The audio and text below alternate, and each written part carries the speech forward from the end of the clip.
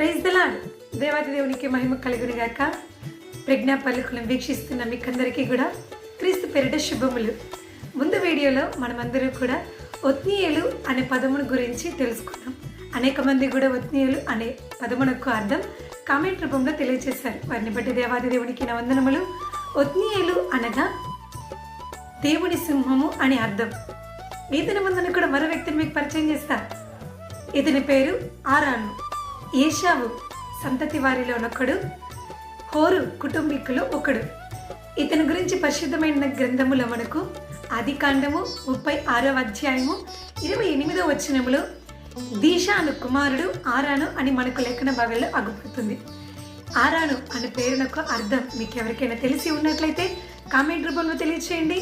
ఇంకను ఏ పేర్లకైనా అర్థం మీరు తెలుసుకోవాలని కోరుకున్నట్లయితే కామెంట్ రూపంలో తెలియచేస్తే సాధ్యమైనంత వరకు